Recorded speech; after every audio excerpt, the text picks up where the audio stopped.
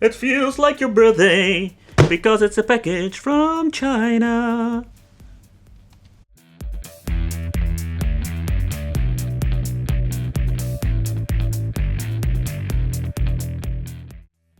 Hey guys, welcome back to the channel. It's awesome that you're tuning in, because in this video we are going to take a close look at the new handheld game console called the NX35. Okay, and it says, my biggest dream is to stay young forever. Okay guys, I'm curious what are we going to get, because this thing is another cheap one from China, but how does it play the games and how are the controls this time? The support is also different, and what I mean with this is that we're having a little bit more emulators that can be used on this device, or better said, different kind of platforms. And it's more like a fixed system again, like always, so this is what we're going to get with most of these cheap handhelds. Okay, let's do a quick nerdy chit chat regarding the specifications, because I'm curious what we're going to get.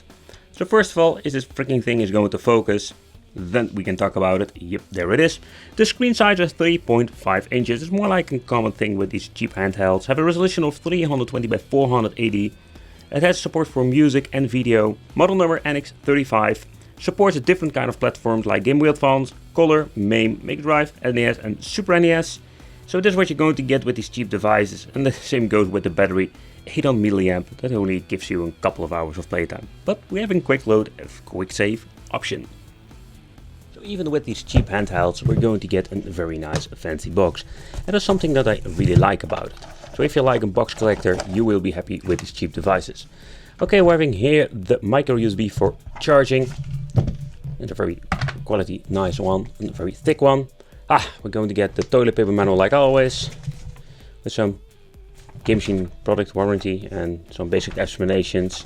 So there was not really a lot of information about how the system itself works, but that is something that is very common with these devices. But the handheld, this is really interesting. So it's not only the form factor that I like, but what I also like is that we're going to get some new different ways to play. But let's do a quick overview of the handheld itself, because there are some interesting things that I wanted to show you. Okay, so let's talk about the analog stick. It's freaking unbelievable. Finally, this is the first handheld, more like the cheap budget handheld, that has a decent analog stick. You can compare this with one of the Nintendo Switch. And I can tell you, it plays very good. So not everybody will like this, but we're going to get the 6-button layout. Me, as a big fighting fan, I'm really glad with this, because now we can play my fighting games without any hassle. Because I'm not a big fan of shoulder buttons with fighting games. But the touch itself is like a typical membrane buttons. And this one's even squeaky. Nevertheless, just cheap buttons.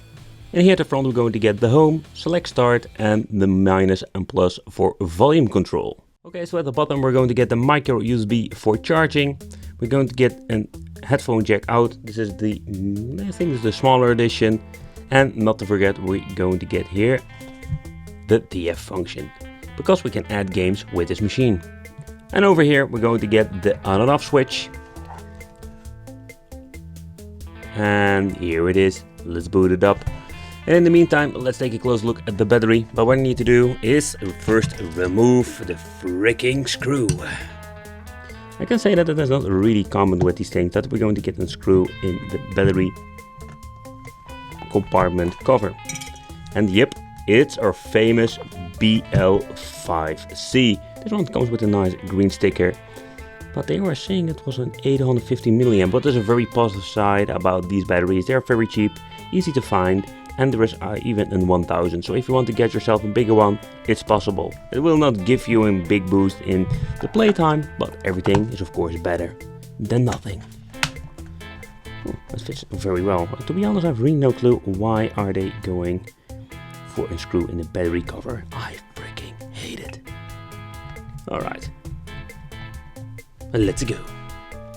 Okay, but first,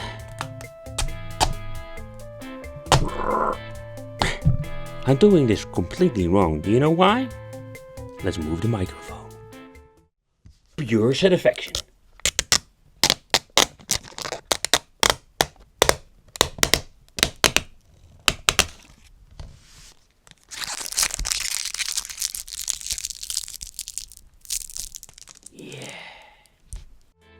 Oh boy, for the people who are not familiar to the channel and the products, I can say that this is not a good thing.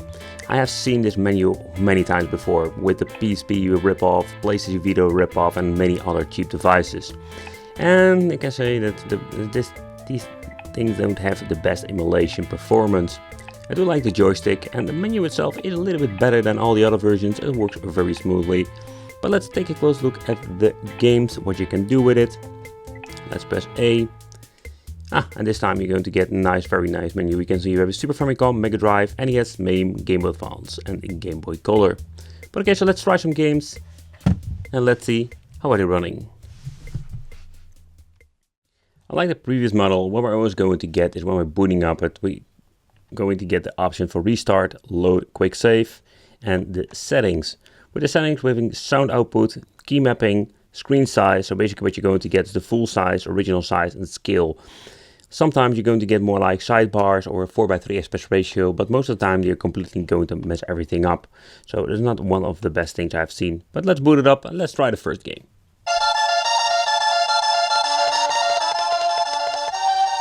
Holy crap. Oh man, this is really bad. So the reason why I choose this game, because I have tested basically on every single handheld. And I have seen some pretty shitty emulation, but this is really bad. It's not going even turbo mode, it's more like bad all the time. Wow. Oh, it's coming back.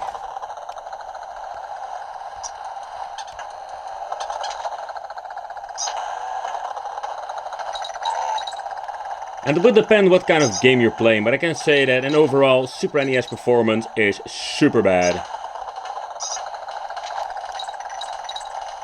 I do like the joystick, by the way. Okay, let's try Genesis. I have no idea which. Oh, there's the button.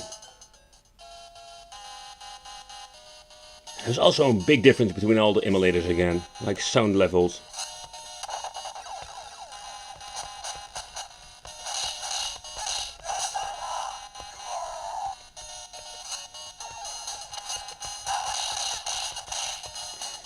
So the sound is not like the original Mega Drive.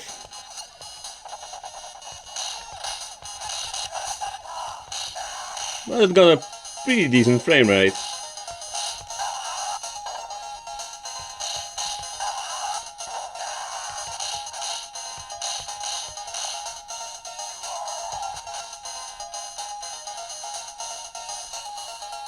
Come on.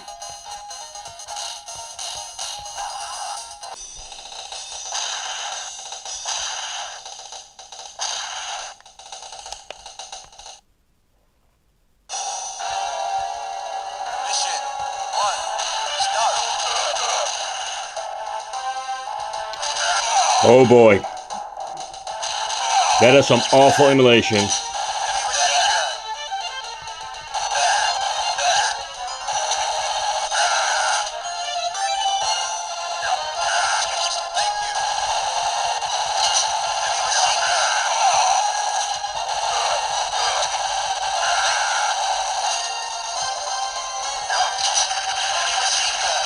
But the joystick is super responsive. I love this thing.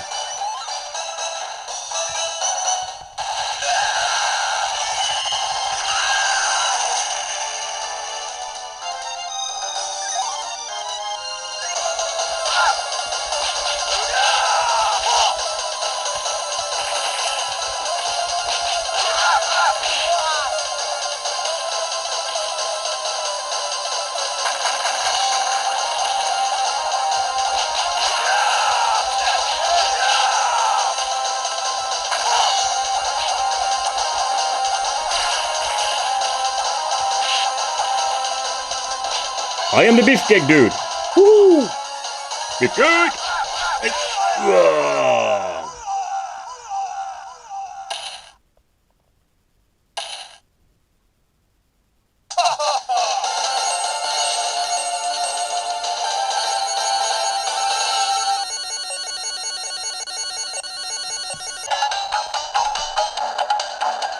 Okay, so next up, Game Boy Advance, and I must say that the performance is not that bad.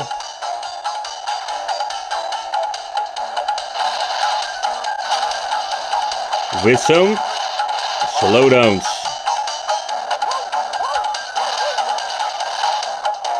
On an overall, I must say I have seen so many of these horrible handhelds that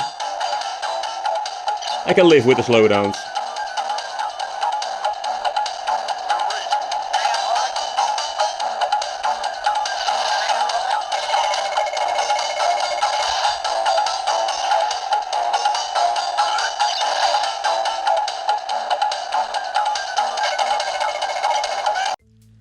Okay guys, so this is what you're going to get. This is the pros and cons of this handheld. Yeah, there are some positive things, like I loved the analog stick. I'm a D-pad guy, but this analog stick makes it worth playing on this machine. The emulation itself is pretty damn messed up, again, like a lot of these handhelds. More like the last generation of these handhelds. I mean with these, because there are a lot of, let's say, different handhelds like the PSP, PlayStation, Portable, the X3 handhelds have all the same choppy emulation. But some platforms are decent enough to enjoy, like Game Boy Advance. Meme was not that bad at all with some of the games, but again, also with the games it can be more like a mixed bag. I want to thank you for watching. Consider subscribing, hit the little bell, become one of the Wicked family. Let me know in the comments what you think of this handheld, and I will see you in the next video.